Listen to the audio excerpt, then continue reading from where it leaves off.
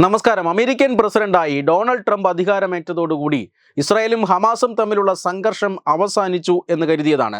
അതായത് ഹമാസും ഇസ്രായേലും തമ്മിൽ ഒരു വെടിനിർത്തൽ കരാറിലെത്തുകയും ബന്ദികളെ അങ്ങോട്ടും ഇങ്ങോട്ടും കൈമാറാനുമൊക്കെ തീരുമാനിക്കുകയും അതനുസരിച്ച് നടപടിക്രമങ്ങൾ പുരോഗമിക്കുകയും ഒക്കെ ചെയ്തതാണ്. പക്ഷേ ബന്ദികളെ വിട്ടുകൊടുക്കുന്നതുമായി ബന്ധപ്പെട്ട് ഹമാസ് ചില പിന്നോക്കം പോകൽ നടത്തിയിരുന്നു. ഇതിൻ്റെ ഭാഗമായിട്ടാണ് ഇസ്രായേൽ പ്രകോപിതരാവുകയും വെടിനിർത്തൽ കരാർ ലംഘനം നടക്കുകയും ചെയ്തത്. ഇതിൻ്റെ ഭാഗമായി ഇപ്പോഴും സംഘർഷം തുടരുകയാണ്. എന്നാൽ ഈ സംഘർഷത്തിന് ഇപ്പോഴെങ്ങും അയവുണ്ടാകില്ല എന്ന് തന്നെയാണ് ലഭിക്കുന്ന സൂചന. അതായത് ഇസ്രായേലിനെ പരമാവധി പ്രകോപിപ്പിക്കാൻ ഇപ്പോൾ ഹമാസ് ശ്രമിക്കുന്നുണ്ട് എന്നാണ് ലഭിക്കുന്ന വിവരം. ഹമാസിൻ്റെ കസ്റ്റഡിയിലുള്ള ഒരു ഇസ്രായേലി പട്ടാളക്കാരൻ്റെ ദൃശ്യങ്ങൾ കഴിഞ്ഞ ദിവസം പുറത്തുവിട്ടിരുന്നു. ഈ ദൃശ്യങ്ങളിൽ ഇസ്രായേലി പട്ടാളക്കാരൻ ഇസ്രായേലി സർക്കാരിനെ അതിനിശ്ചിതമായി തന്നെ വിമർശിക്കുന്നുണ്ട്. അതായത് ഇത്രയും കാലമായി തന്നെ ഈ ഹമാസ് ഭീകരർ പിടിച്ചു വച്ചിരിക്കുന്നു, തന്നെ ഇതുവരെയും മോചിപ്പിക്കാനുള്ള ശ്രമങ്ങൾ യാതൊന്നും സർക്കാർ നടത്തുന്നില്ല എന്നൊക്കെ പറഞ്ഞ് നിശ്ചിതമായ വിമർശനം നടത്തിയിരുന്നു. ഇത് സമൂഹ മാധ്യമങ്ങളിലും മറ്റും വലിയ രീതിയിൽ പ്രചരിച്ചിരുന്നു. ഇത് ഇസ്രായേൽ സർക്കാരിനെ വലിയ രീതിയിൽ നാണം കെടുത്തിയിട്ടുണ്ട്.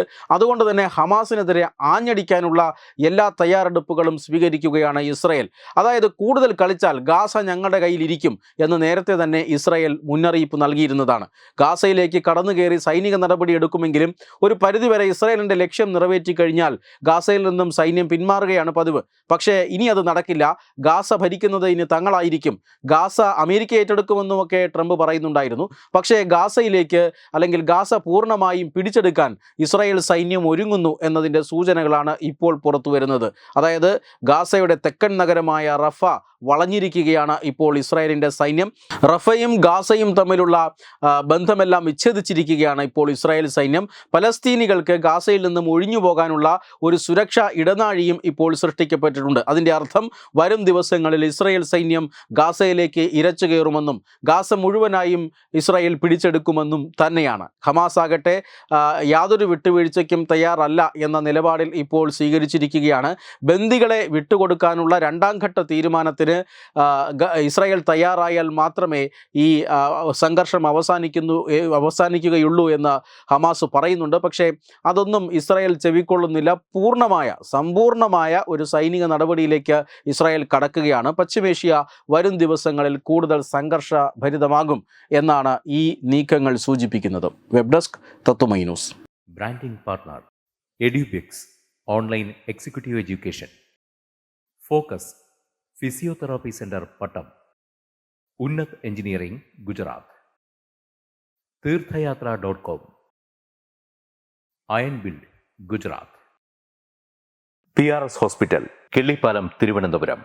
5 തലമുറകളായി നിങ്ങൾക്കൊപ്പം. തുമ്പമൺ ശ്രീ വടക്കുംനാഥൻ ക്ഷേത്രം അമ്പലക്കടവ് പത്തനംതിട്ട. ശ്രീമദ് സ്കന്ദപുരാണ മഹാസത്രം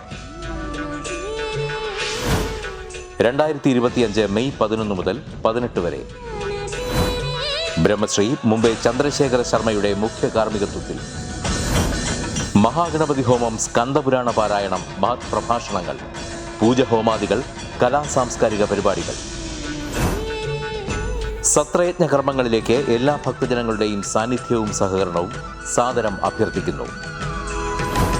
മഹാസത്രവേദിയിൽ മെയ് 18 പഴനി അരുൾമിക ദണ്ഡായുധപാണി സ്വാമി ദേവസ്ഥാന അർച്ചക സ്ഥാനികർ ശ്രീസെൽവ സുബ്രഹ്മണ്യ ശിവശാരിയാരുടെ മുഖ്യ കാർമ്മികത്വത്തിൽ നടക്കുന്ന അതിശ്രേഷ്ഠവും സർവൈശ്വര്യദായകവുമായ സ്കന്ദഹോമം. സ്കന്ദമഹാപുരാണ സത്രത്തിന്റെ ആദിമധ്യാന്തമുള്ള സമ്പൂർണ്ണ തത്സമയ കാഴ്ച തത്വമയി നെറ്റ്വർക്കിൽ.